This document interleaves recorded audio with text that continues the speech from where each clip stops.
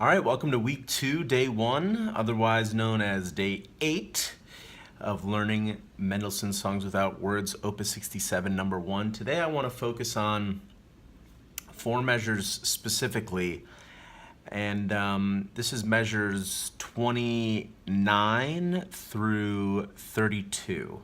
It's got an interesting right hand and an interesting left hand, so I'll start by going over the right hand.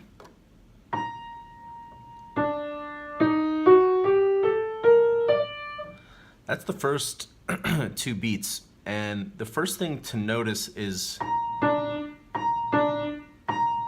this leap from B flat to D. I actually have to move to the right to swing me down there. And one way is I like to measure, have my elbow somewhere in between the two. Another way you can do it is, if you take away the leap, move the B flat down an octave.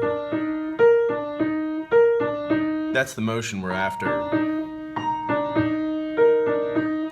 Right, left, right.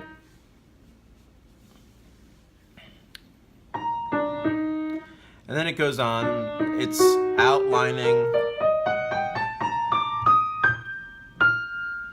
So a good way to start breaking down these 16th note passages is try and get a handle on what it's doing harmonically or melodically. So here it's a half step approach to an E flat major triad.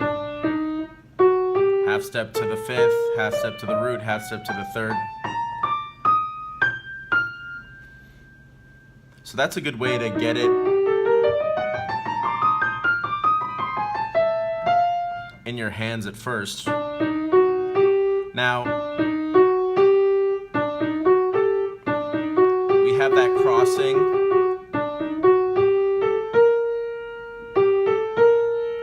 And then another big crossing. It's really kind of grouped in a way where this is kind of a new beginning.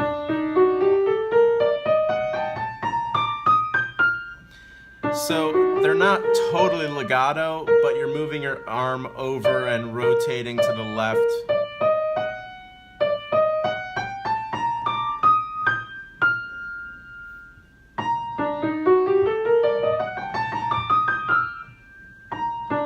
I'm missing a couple notes here.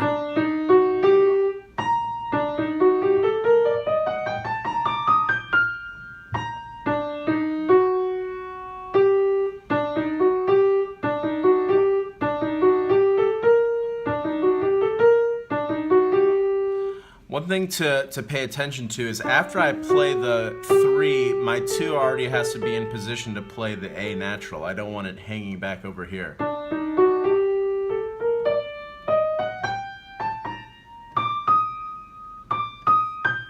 And then at the end it changes.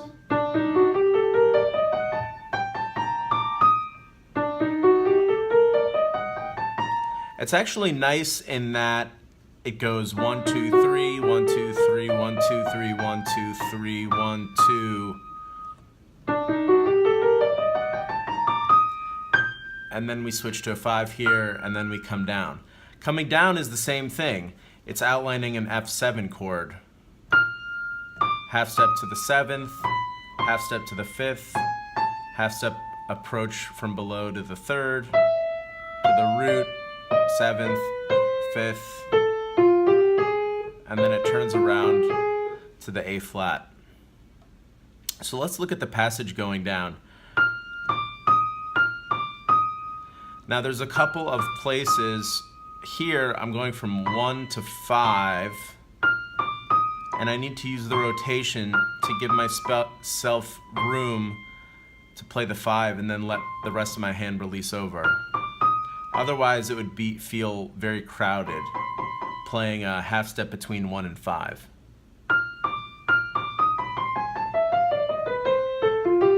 That happens a couple times. Rotate there to get my 5 over. This is all in one place, but I have to rotate over to get my 4. Again. So I'm checking. Is my 5 in place? Yes. Is my 4 in place? Yes. 5 in place? Yes. And then here, 3, 3, 1, 2, 3, 4, 1, 3, 1. So what is it doing here?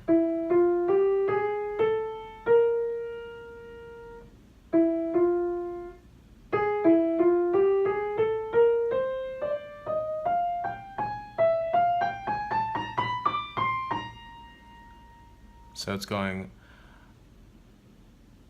1, 2, 3, half step below, 1, 2, 3, half step below, 1, 2, 3, 4, 5, 6, 7. So we get that whole scale. Half step below, and then the turnaround.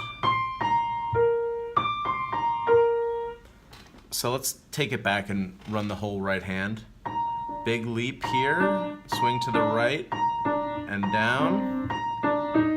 1, 2, 3. 5 in place, 4 in place.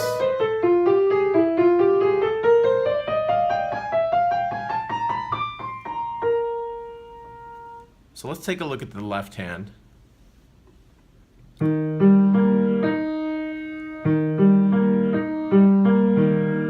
I'm sorry.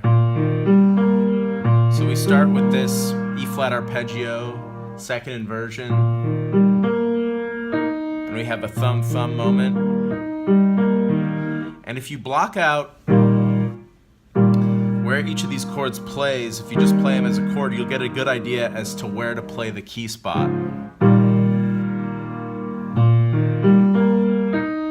So here, my 3 is very far inside.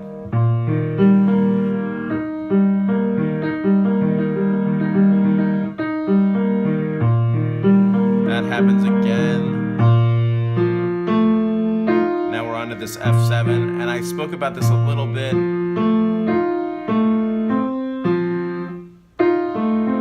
That's a tricky little move.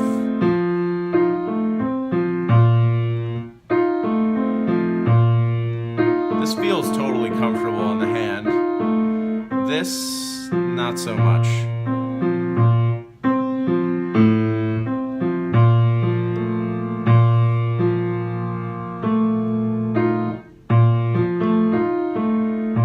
Moving a little bit out of my 2.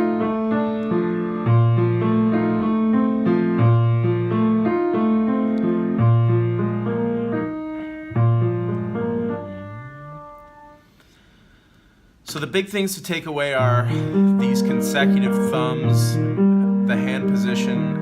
You need to be pretty far inside. Here, it's a double rotation to the interval. And then make sure when you're here that your thumb comes with you. Rotate over. You need to be a little bit more inside because your thumb is going to play on a black key there. So let's try putting it together. And that's the first moment of verticality that I really want to make note of. Well, we have 5, 5 here. And then thumb, thumb together on a downbeat.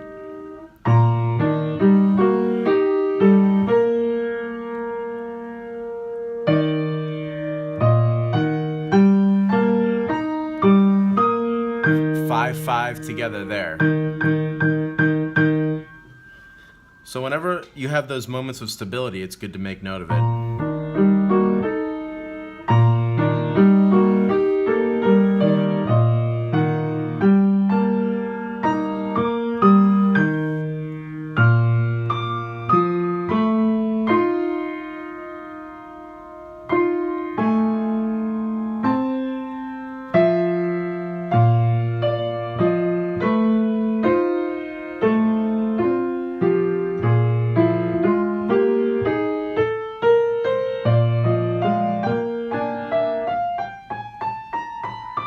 Then